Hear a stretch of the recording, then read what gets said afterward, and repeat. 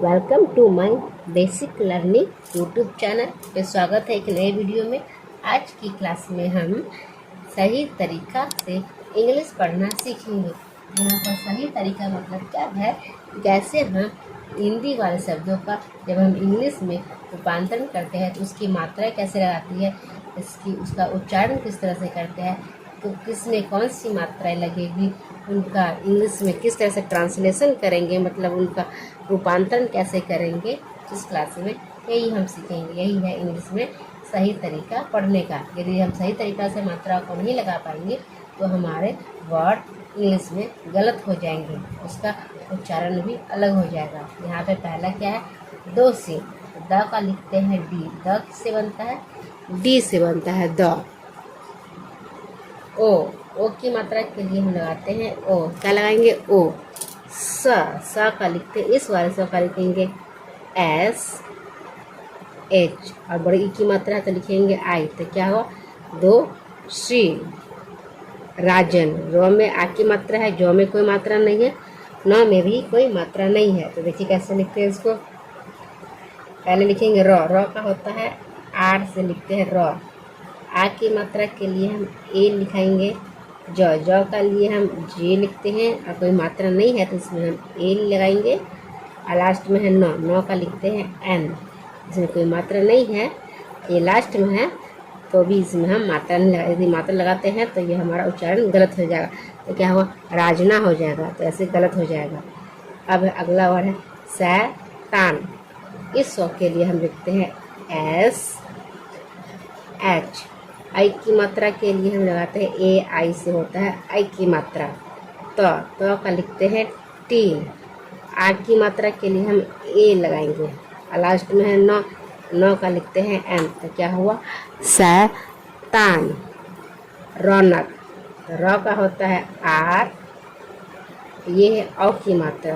औ की मात्रा का लिखते हैं ओ, और यू से औ की मात्रा होती है नौ का होता है एन से न हुआ, कोई मात्रा नहीं है तो इसमें हम लगाएंगे ए। और क का लिखते हैं के। तो क्या हुआ, रौनक। शर्मिला, इसमें भी रेफ वाले शब्द हैं। इस के लिए हम लिखते हैं एस एच, कोई मात्रा नहीं है तो लिखेंगे ए। शर्मिला।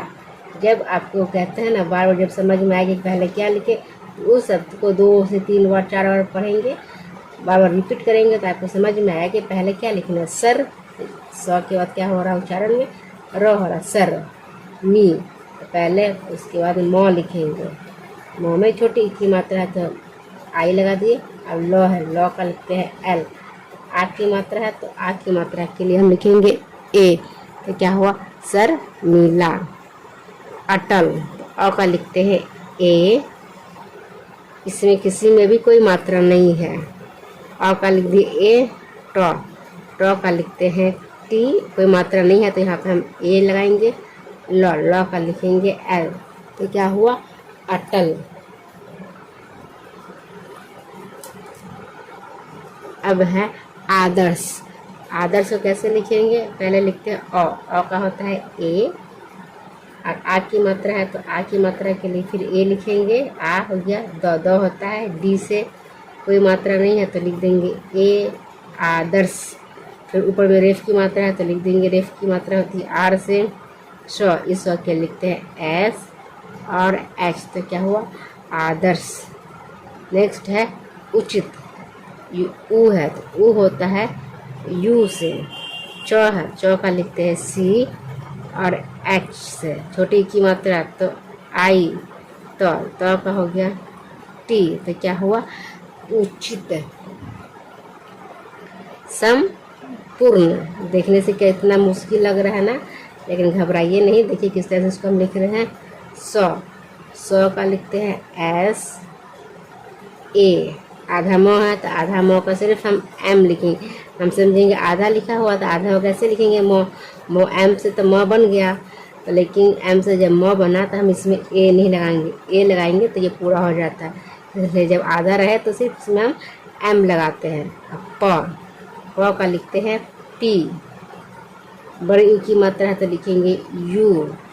फिर रेफ वाले शब्द है तो लिखेंगे र, और का होता है एन, तो क्या हुआ संपूर्ण। अब है सज्जन, देखिए सज्जन में कैसे लिखते हैं स का लिखेंगे एस, कोई मात्रा नहीं है तो लिखेंगे ए, आधा जो है तो एक बार जे लिखे, फिर जो है तो फिर लिखेंगे जे, फिर ए, कोई मात्रा नहीं है तो ए लिख दिए। न का होता है एन, तो क्या हुआ सज्जन।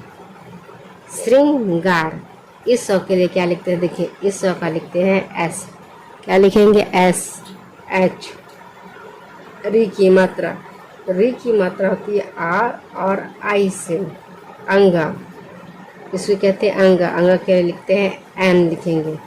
श्रृंगार, ग होता है जी से, आ की मात्रा है तो लिख देंगे ए, र का लिखते हैं आ, तो क्या हुआ श्रृंगार।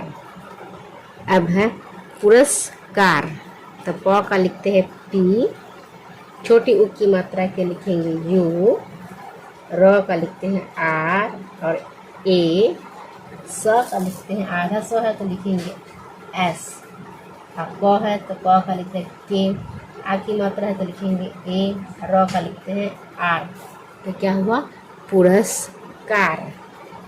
अब है राधिका, र का लिखते हैं आर, आ की मात्रा है तो लिखेंगे ए, ध का लिखते हैं डी और एच, छोटी ई की मात्रा के लगाते हैं आई, क का लिखेंगे के, आ की मात्रा है तो लिखेंगे ए, तो क्या हुआ राधिका। जगह में कोई मात्रा नहीं है, इसे कैसे लिखेंगे, लिखे जो होता है जे से ज, कोई मात्रा नहीं है तो लिख देंगे ए, ग का लिखते हैं जी, फिर कोई मात्रा नहीं है तो लिखेंगे ए, ह का लिखेंगे एच, तो क्या हुआ जगह।